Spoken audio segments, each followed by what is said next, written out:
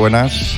Hoy un nuevo programa de Punto y Coma, donde tengo el inmenso placer de estar acompañado, de que me acompañe un privilegio tenerla aquí. Es don Luis Miguel Domínguez.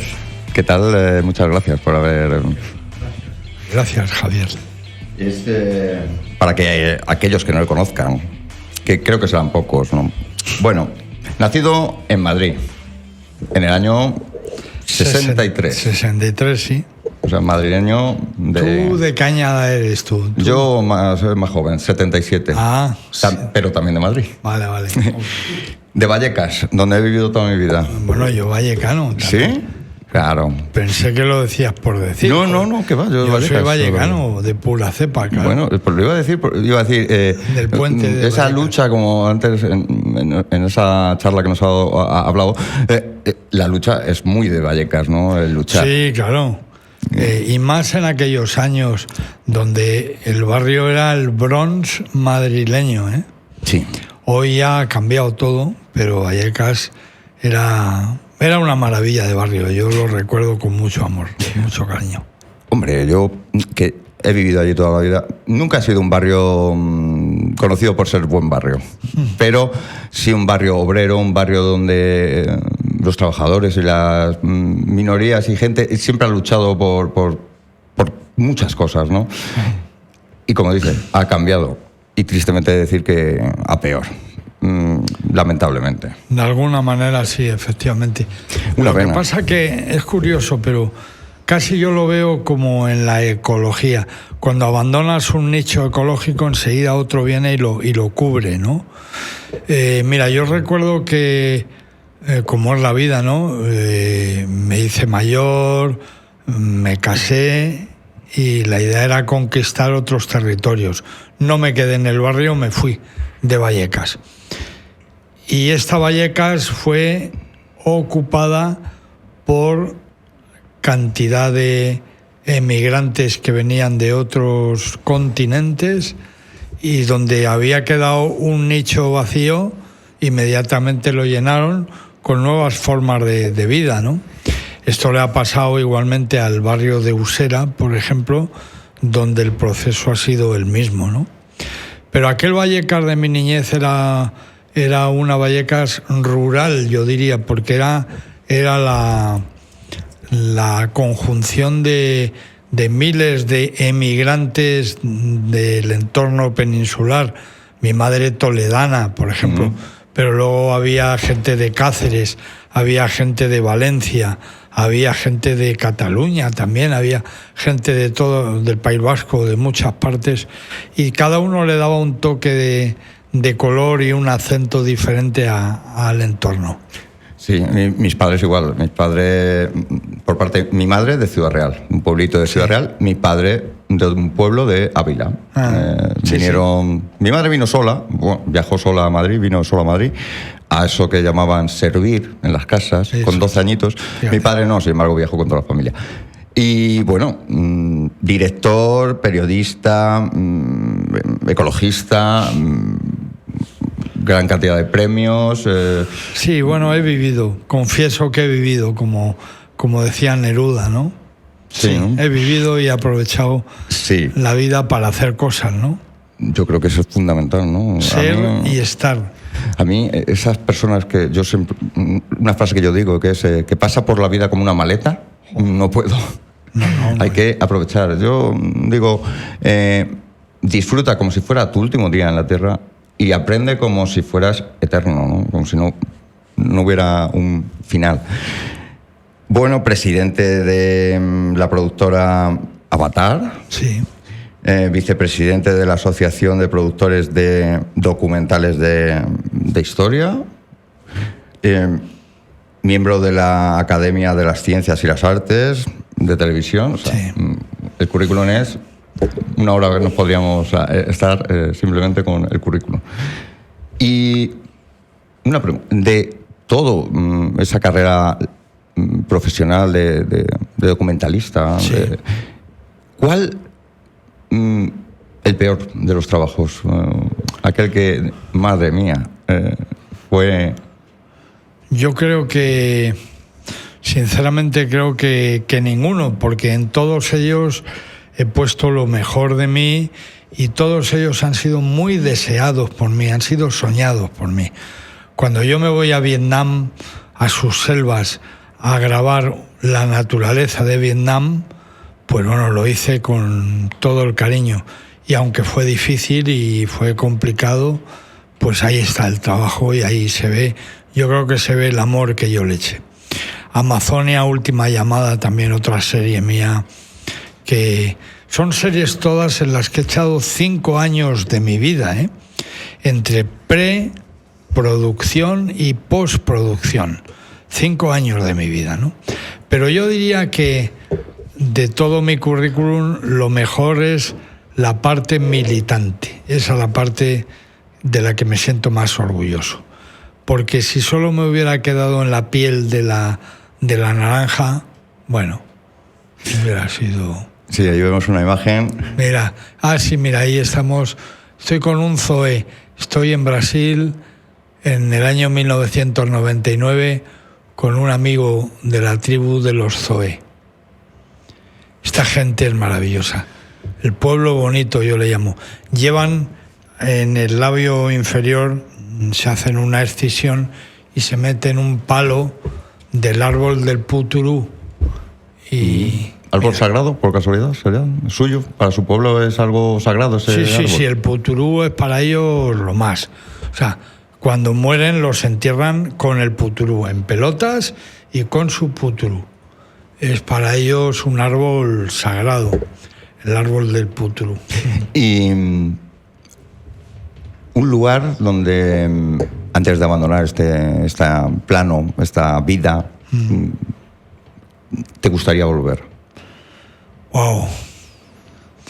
A Japón me gustaría volver, sin duda. Sí. Y aquel Vietnam que yo conocí, que hoy ya no es el mismo Vietnam, pero date cuenta que yo recorrí un país que hacía 20 años había acabado la guerra del Vietnam. Y yo lo recorrí con un argumento diferente, distinto, que era retratar su biodiversidad. Yo recuerdo el Parque Nacional de Van Dong, en Vietnam, donde viven los últimos elefantes asiáticos vietnamitas, ¿no? O sea, una imagen de Vietnam desconocida. Me gustaría volver a aquel Vietnam. A Hanoi. Hanoi era una belleza, mucho mejor que Saigón, sin duda. Incluso después de esa catástrofe que fue la guerra. Sí.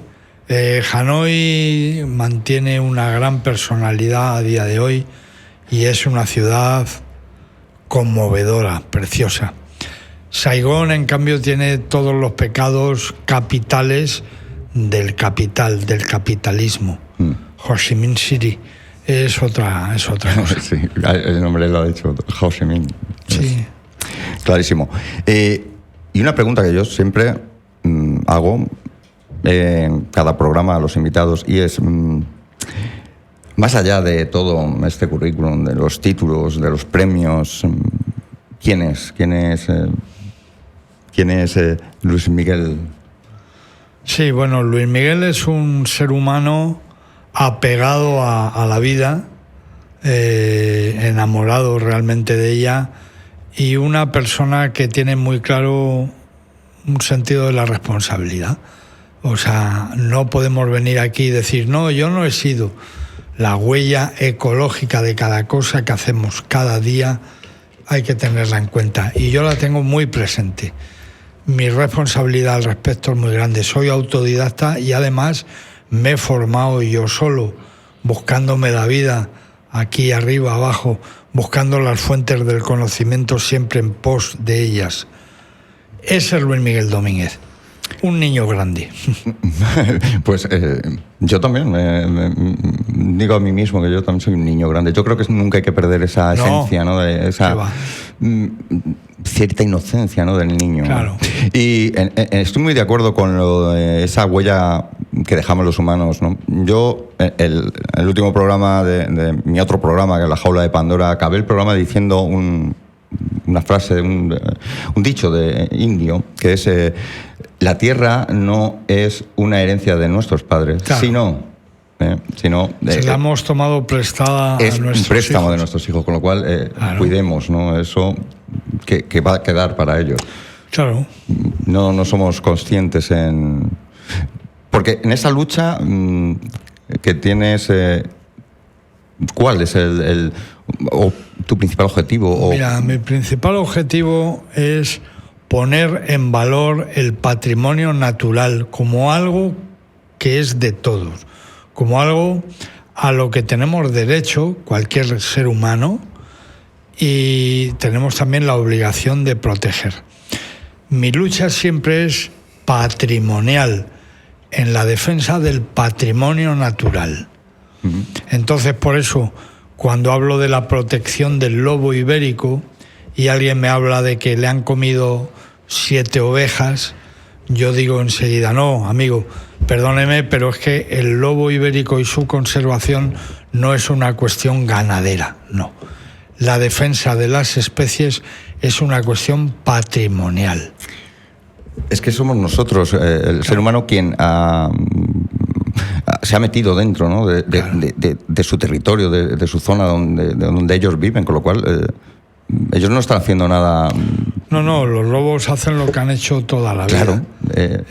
Pero insisto, o sea, es infumable pensar que delante de nuestra cara una especie maravillosa como el lobo se extinga. Sí. O sea, el mayor fracaso de una sociedad siempre va a ser la extinción de la biodiversidad que la rodea. Mayor fracaso no tiene que ver con la prima de riesgo, ni con la economía, ni con el capital. Tiene que ver con perder cosas que tienen un gran valor, tanto valor que no se puede ni medir. ¿Cómo vas a medir el valor que tiene una ballena azul? Pero ¿cómo podemos permitir que se extingan las especies delante de nuestra cara? No hay derecho, no. Estoy totalmente de acuerdo porque no somos conscientes, nos creemos el ser humano superior a estos seres que no están ahí para nuestro disfrute ni para nuestra, sino están compartiendo este planeta con nosotros. Claro. Eso es una cosa que no hay gente que no queda claro, no lo tiene claro, ¿no? Totalmente. Creen que están ahí para ser usados por nosotros, ¿no? Somos un ser suicida y egoísta. Las dos cosas juntas son... Yo estoy totalmente de acuerdo. Hemos extinguido en los últimos siglo XX, siglo XXI, a raíz de varias especies diarias que no nos damos cuenta de ello. No somos conscientes. Ahora mismo 1,5 millones de especies están abocadas a la extinción. 1,5 millones de especies. Tú sabes lo que es eso. Una mota de polvo como somos en la historia del planeta. O sea, que acabamos de llegar aquí. Acabamos de llegar y nos estamos cargando especies que llevan decenas de millones de años antes que nosotros aquí. Efectivamente, el Homo sapiens sapiens, que es nosotros, llevamos como mucho unos 500.000 años en este planeta que tiene 4.500 millones de años. Claro. O sea, somos un parpadeo.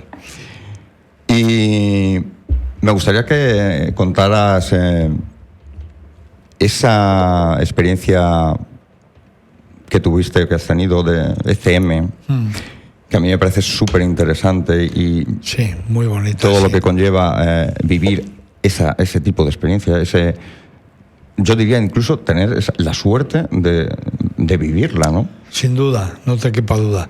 Bueno, yo sufrí un ictus en el año 2019 y eso me llevó a estar 2 meses en estado de coma. Durante ese tiempo viví un episodio de lucidez en un momento en el que si no llegan a cambiar ciertos parámetros, yo me muero sí o sí. Eso es una ECM realmente, un estado de extrema lucidez en un momento donde no debería haberla, que se supone que es la muerte clínica o cerebral, ¿no? Bueno, pues yo en esa situación se potenció mi conciencia totalmente, se disparó, se potenció, abandoné mi cuerpo, quedó en un hospital y yo me marché como pude con mi conciencia, en total soledad, pero acompañado, o sea, yo tenía la sensación de compañía. Me marché a experimentar, me marché, como siempre he hecho en mi vida, de expedición. Y me pasaron cosas muy bonitas por el camino. Pero una expedición, una búsqueda, ¿sabías de qué? ¿O qué claro, fíjate, era lo que...? No, pero, o sea, yo fíjate, yo no sabía por qué estaba en coma, ni tan siquiera que estaba en coma, yo no lo sabía. De manera que las preguntas no iban por ahí. Pero sí sentía extrañeza ante lo que veía. Lo que veía era tan impresionante que yo estaba extrañado. Yo era como Le Petit Prince, el principito, en un planeta dentro del planeta. Y entonces, claro, estaba extrañado y necesitaba respuestas, claro, para muchas de mis preguntas en esa dirección. Siempre con un afán de experimentar, con un afán de sumar, siempre, ¿no? Y en un momento determinado, después de pasar una serie de vicisitudes, de alguna manera yo decido volver, algo que me hubiera parecido mentira un poquito antes, porque yo siempre he creído que la muerte era un hecho que uno no podía de ninguna manera controlar y uno no era capaz de pintar algo en esa situación. Entonces, yo en un momento determinado veo un camino maravilloso y decido seguirlo, tengo que seguir por aquel camino, y cuando me decido a ir para allá, en décimas de segundo, una voz muy seria, rotunda, me dice: no, Luis Miguel, no vayas, no es tu momento, vuelve, no es tu momento, vuelve.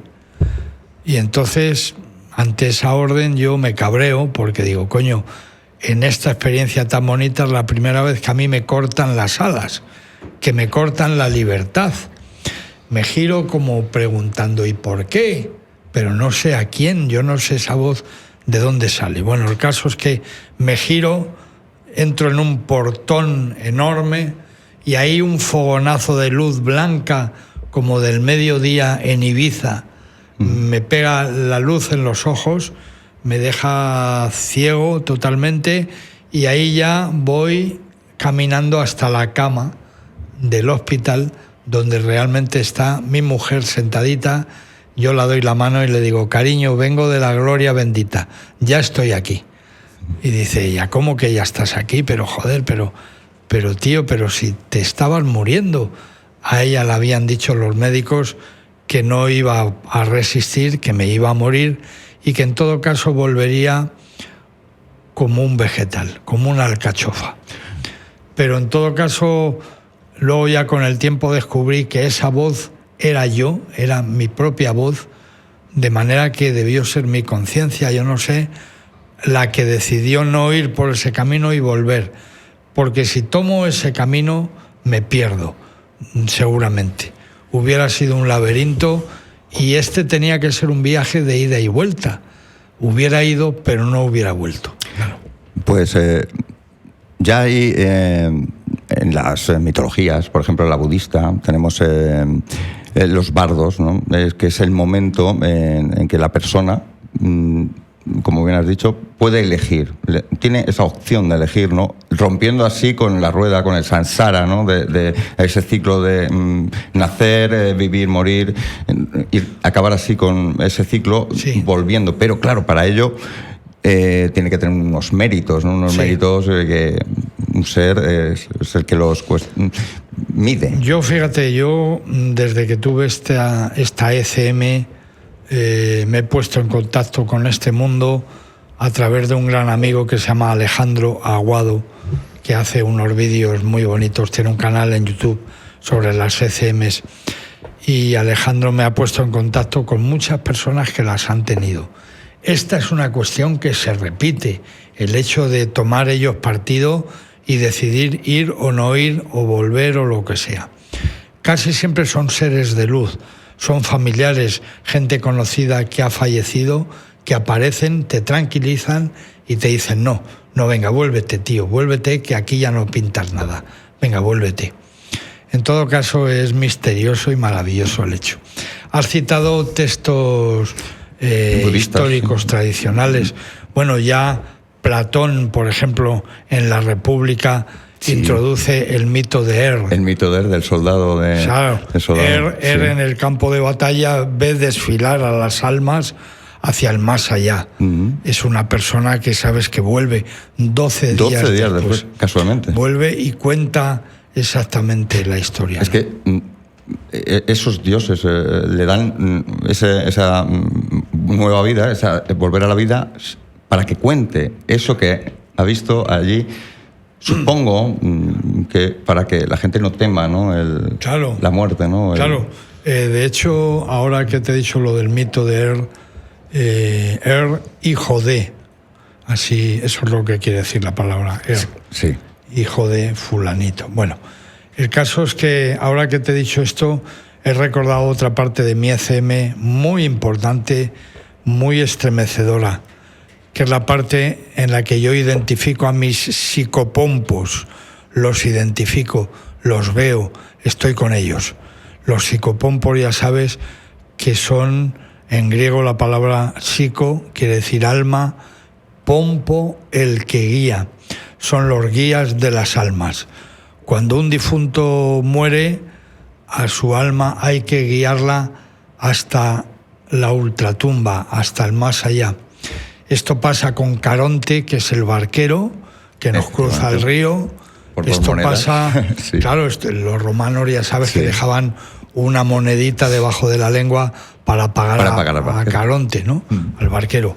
Bueno, en mi caso, los psicopompos míos son los psicopompos de un guerrero íbero, como yo soy, de esta tierra de Iberia, que son los lobos ibéricos. El lobo ibérico, según los estudios que se han hecho de la cultura íbera y de los baceos y de los celtíberos, eran animales de poder. El lobo ibérico era un animal de poder y eran psicopompos que cuidaban de tu alma y la dirigían hasta el más allá. No entraban a juzgar, nadie te juzga el alma, sencillamente lo custodian, lo vigilan, lo escoltan. Y yo tuve la fortuna increíble de vivirlo.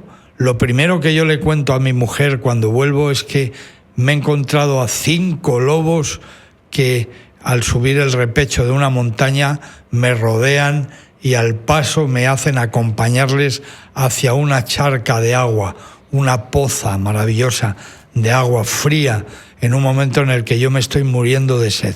Ellos me custodian, me vigilan y cuidan de mi alma.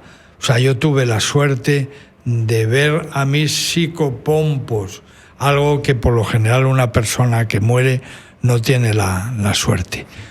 Además, como dices, esos lobos te acompañan a esa charca de agua, sí, donde bebes. Sí. Agua que siempre es dador de vida, ¿no? El agua, hombre, como tal. Y un elemento de comunicación muy interesante. Sí, todo es simbólico, todo es precioso. Lo que hay que tener es el corazón abierto de par en par para que entre toda la información y poderla traducir. Y yo la traduzco de la siguiente manera. Toda mi vida he luchado en la defensa del lobo ibérico. Toda mi vida he estado en situaciones feas y peligrosas por defender a los lobos.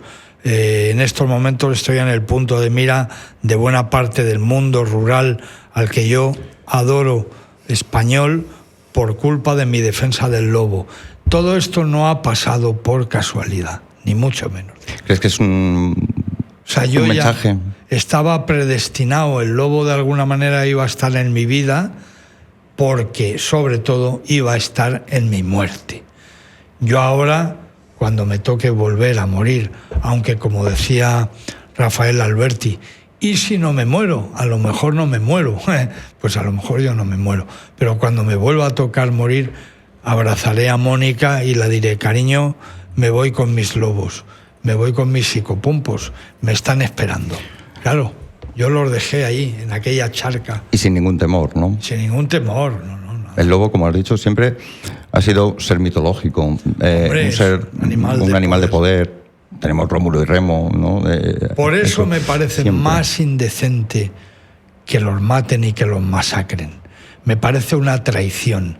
Por eso esta lectura de la ECM que yo tuve tiene un valor añadido. Yo he defendido al lobo porque es un taxón único en la zoología europea que no puede perderse, pero además es una traición a nuestros mayores, a nuestros ancestros. ¿Tú te imaginas algún pariente de Jerónimo matando águilas y matando lobos sin ton ni son? No. No, por el hecho del placer, no.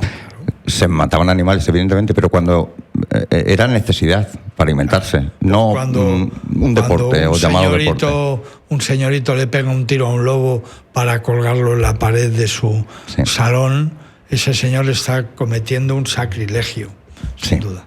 Porque volvemos a lo mismo, no pensamos en las consecuencias, que cada animal tiene su porqué en la naturaleza, ¿no? Quitarle puede influir a muchísimo, ¿no? A su alrededor, muchos de esos otros animales que están en su zona. Javier, te tengo que preguntar antes de irme por el número 5, perdóname. Para mí no hay nada más importante ahora en mi vida que esto. Este es un asunto que cada día tengo que descifrar algo. El número 5, ¿por qué son 5 lobos los que... Claro, el lobo, pero 5, el número 5. El 5, hombre, por ejemplo, en la cultura numerológica de los egipcios representaba una cosa, pero normalmente y en general desde la antigüedad representa la soledad. La soledad. Esa subida de esa montañita o ese y la aparición de esos 5 lobos es el esfuerzo de o el no aguantar quizás la soledad o no querer esa soledad. Podrían haber sido 3, podrían haber sido 4 lobos. Efectivamente, o solo el alfa, ¿no? Claro. Pero muy significativo ese número 5, ¿no? La ECM en su conjunto, en total y global,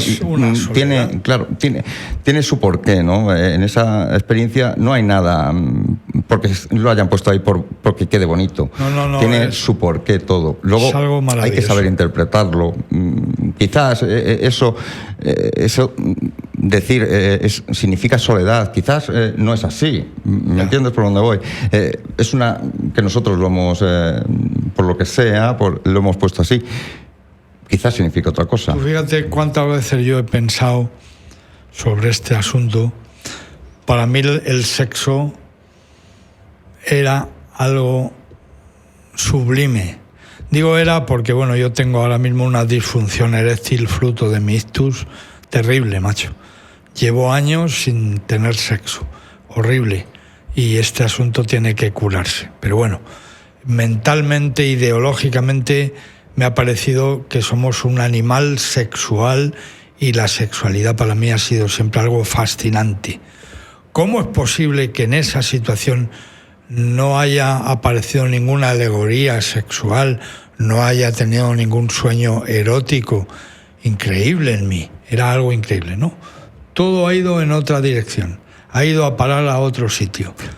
Mi espíritu estaba por ahí en otra historia. Porque efectivamente eso era un viaje de tu, vamos a llamar, alma. Sí. Y no algo fruto de tu mente.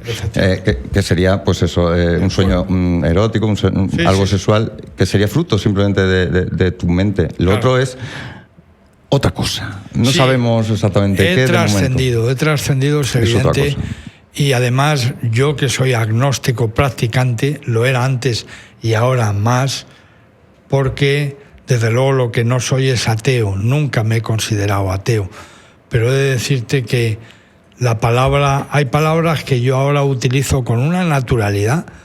Bendecido. Tengo la sensación de haber sido bendecido. Soy una persona que ha estado en la otra orilla, se ha dado un paseíto por allí y ha vuelto bien, y estoy luchando y peleando por mi vida. Estoy bendecido, fíjate, increíble. Hay que decir que, para contar para que nos ven y nos escuchan, que no todas las ECM son agradables o como la tuya. Hay también un 48% de ellas que son, vamos a catalogar, de infernales. O sea, todo lo contrario a algo placentero, algo un Edén, visitar un Edén. No, todo lo contrario, es visitar todo lo contrario, el infierno, ¿no? Que supongo que también tendrá su porqué, ¿no? Esa experiencia. Claro. Sí. Pero él también explica que las almas, dependiendo de si han vivido moral o inmoralmente, van a ser tratadas de una forma o de otra. También lo dice él. Te voy a decir una cosa, Javier. La primera vez que yo probé la ayahuasca en Amazonia, rodeado de indígenas, yo nunca he tomado ayahuasca en un proceso occidental. Chorra, sí, yo diría. Bien, y Slof, sí. No. Siempre he sido invitado por líderes indígenas y he bebido con ellos. La primera vez que yo bebí con ellos lo hice con mi equipo de rodaje. Mis cámaras conmigo. Recuerdo que uno de ellos lo pasó fatal, no paró de vomitar y lo pasó muy mal porque, dice Luismi, estaba en un campo nazi, en un campo de concentración nazi. Había visto cosas horribles, mientras que los demás tuvimos una borrachera, como dicen en Brasil, estupenda e inolvidable. Para mí la ayahuasca ha sido una experiencia siempre maravillosa, pero esta persona tuvo una experiencia muy fea. Claro, sí, a veces pasa.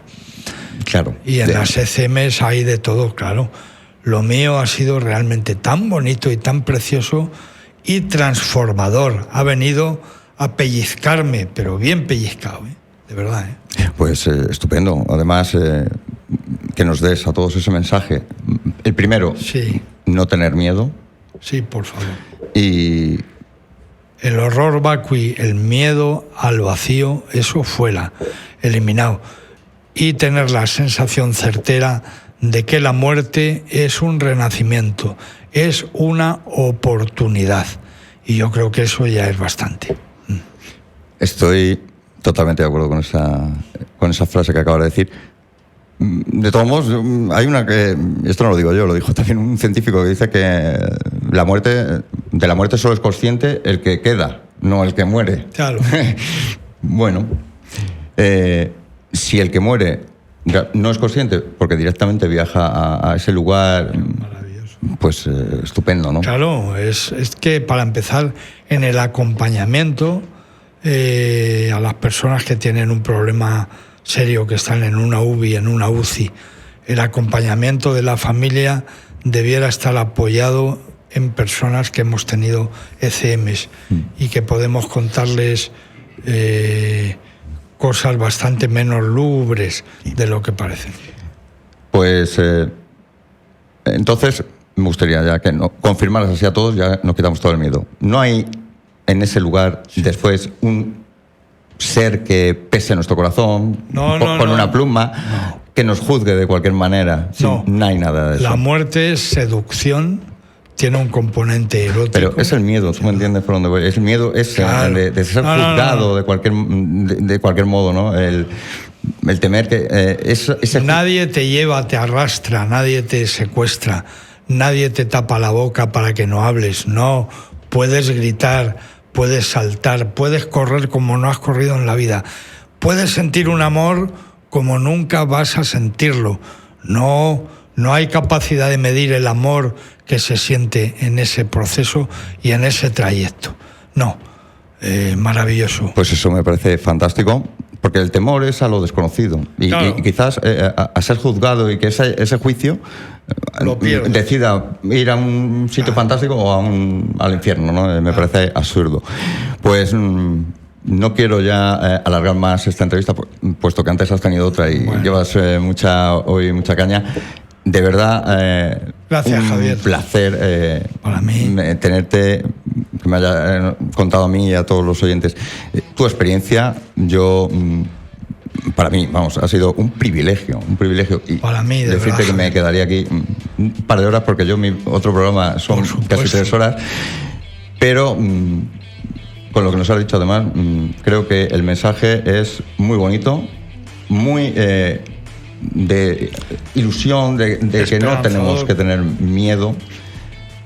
Y también me quedo con esa lucha que hablas, que directamente nos dice a todos que luchemos por la vida animal, que la cuidemos, por favor, que la tengamos en cuenta. Mira, de hecho, seguramente nada de lo que me ocurrió en esa ECM hubiera ocurrido si yo no me hubiera entregado con el corazón y como un guerrero a la defensa de lo esencial, de la esencia del planeta.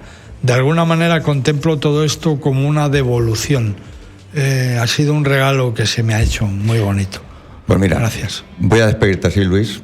Luis, el lobo, el macho alfa. Gracias, don Luis. Y nada más, ya para todos nuestros oyentes, un placer que nos hayáis acompañado y espero vuestra compañía en el próximo programa aquí en la Radio La Barandilla y en nuestro programa. Punto y coma. Muchas gracias.